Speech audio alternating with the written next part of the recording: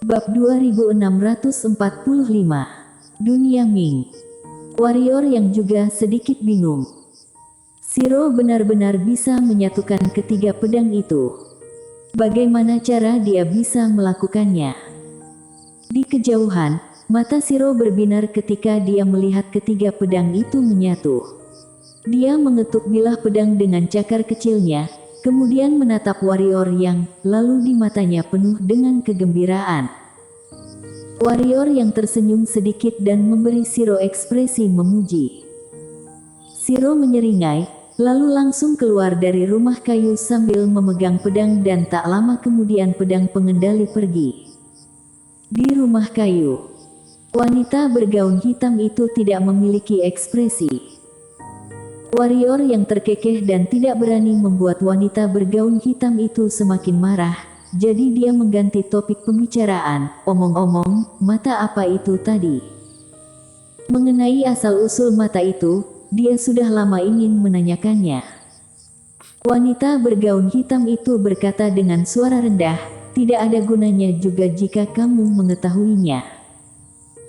Warrior yang tersenyum dan berkata, aku hanya bertanya saja, aku sedikit penasaran, tidak apa-apa jika kamu tidak ingin mengatakannya. Wanita bergaun hitam itu benar-benar tidak mengatakannya. Warrior yang juga terdiam.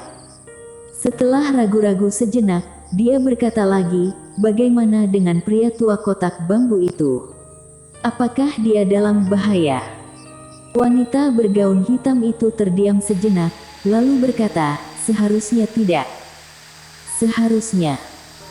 Ekspresi warrior yang berangsur-angsur menjadi serius, sesuai dengan nada suara wanita bergaun hitam itu berarti pria tua kotak bambu itu mungkin dalam bahaya. Mengapa dia menembak? Warrior yang bertanya lagi. Meski dia mengenal pria tua kotak bambu, namun pihak lain tak punya alasan untuk membantunya. Jika tidak membantunya, mungkin karena wanita bergaun hitam itu. Wanita bergaun hitam itu melirik ke arah warrior yang, kamu akan tahu nanti. Jangan buang waktumu di sini, bawa aku ke dunia Ming cepat, aku harus sembuh secepatnya. Warrior yang ragu-ragu sejenak, lalu berkata, aku ingin menanyakan satu hal, apakah kamu akan mulai melakukan pembunuhan setelah kamu pulih? Sejujurnya, dia masih sedikit khawatir. Tapi sekarang jika wanita ini benar-benar menyerangnya, dia pasti tidak akan bisa menghentikannya. Meskipun wanita ini terluka, kekuatannya juga masih berada di luar batas wajar. Wanita bergaun hitam itu memandang warrior yang cukup lama, lalu berkata, coba tebak. Warrior yang tersenyum, tanpa berkata apa-apa, dia berbalik dan meninggalkan rumah kayu itu.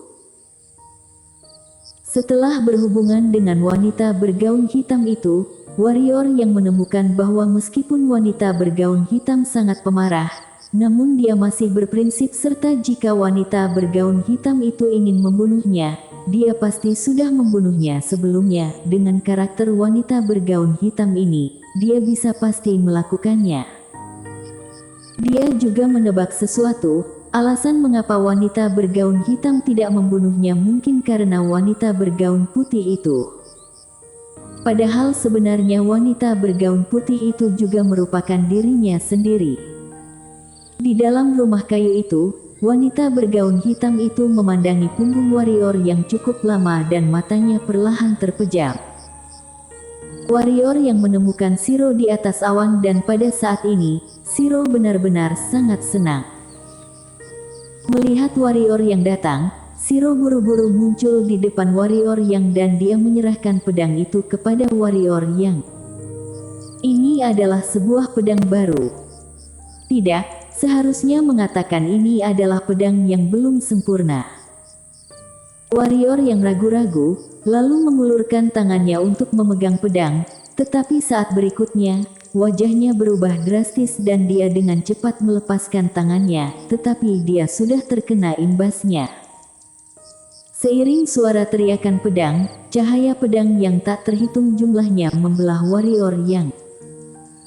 Dalam sekejap, hampir 1000 bekas pedang muncul di seluruh tubuh warrior Yang. Percikan darah mengalir keluar. Shiro benar-benar tercengang. Saat berikutnya, dia melemparkan pedang ke samping dan memeluk warrior Yang. Di udara, warrior Yang perlahan jatuh. Shiro dengan cepat menyeret telinga warrior Yang, kemudian membawa warrior Yang ke depan rumah kayu. Melihat penampilan warrior Yang, wanita bergaun hitam itu sedikit mengernyit, menatap Shiro. Apakah kamu memberinya pedang? Kepala kecil Shiro mengangguk, dan air mata menggenang di matanya seperti bendungan yang pecah. Tentu saja, itu bukan air mata, itu adalah energi spiritual. Ekspresi wanita bergaun hitam itu tiba-tiba menjadi gelap. Apa kamu gila memberinya pedang itu? Cakar kecil Shiro terus menyeka air matanya dan pada saat yang sama, cakar kecilnya memegang tangan wanita bergaun hitam itu dan terus gemetar, tatapannya penuh dengan permohonan. Pada saat ini, warrior yang benar-benar bisa dikatakan sekarat. Cederanya sekarang lebih serius daripada patah tulang di tubuhnya sebelumnya. Jika bukan karena energi ungu kosmik, dia akan langsung mati di tempat kali ini dan bahkan dengan adanya energi ungu kosmik pun, auranya masih semakin lemah. Pada saat ini, energi ungu kosmik tidak berpengaruh pada lukanya. Cederanya sangat serius. Wanita bergaun hitam itu memutar matanya ke arah Shiro dan menggelengkan kepalanya sedikit, lalu dia meletakkan tangannya di antara alus warrior Yang. Saat berikutnya, energi hitam misterius keluar dari telapak tangannya dan segera energi spiritual melilit tubuh warrior Yang. Segera setelah itu, tubuh warrior yang terluka mulai perlahan sembuh. Kecepatan penyembuhannya sangat cepat. Melihat adegan ini, Shiro menghela nafas lega, tetapi air mata energi spiritual di matanya terus mengalir. Wanita bergaun hitam menggerakkan tangan kanannya, lalu sebuah pedang di luar rumah kayu segera muncul di depan wanita bergaun hitam. Melihat pedang ini, Shiro langsung marah dan dia menendang pedang itu dengan satu tendangan. Sudut bibir wanita bergaun hitam itu berkedut, lalu ketika melihat Shiro akan memukul pedang, dia meraih Shiro dengan satu tangan dan membawa Shiro pada dirinya sendiri di depannya. Itu tidak ada hubungannya dengan pedang, apakah kamu mengerti? Cakar kecil Shiro menunjuk ke pedang dan dilambaikan dengan cepat yang menunjukkan dia sangat marah, yang artinya dia ingin menghancurkan pedang itu. Di samping, pedang itu sedikit takut pada Shiro, jadi dia diam-diam bersembunyi di balik wanita bergaun hitam itu. Wanita bergaun hitam itu sangat tidak berdaya, menatap Shiro yang marah, dia ragu-ragu, kemudian melanjutkan, itu tidak ada hubungannya dengan pedang dan itu tidak ada hubungannya denganmu. Omong-omong, dia menunjuk ke warrior yang tergeletak di kejauhan. Orang ini tidak cukup kuat, jadi dia tidak bisa menyentuh pedang ini sama sekali. Apakah kamu mengerti? Shiro berkedip, kemudian cakar kecilnya menunjuk ke dirinya sendiri, yang artinya mengapa dia bisa mengambilnya. Wanita bergaun hitam itu melirik Shiro, karena kamu bukan manusia. Shiro mengerutkan kening dan cakar kecilnya menunjuk ke dirinya sendiri, yang menanyakan mengapa dia bukan manusia. Wajah wanita bergaun hitam menggelap, dia benar-benar ingin memukul seseorang. Untungnya warrior yang tiba-tiba terbatuk ringan.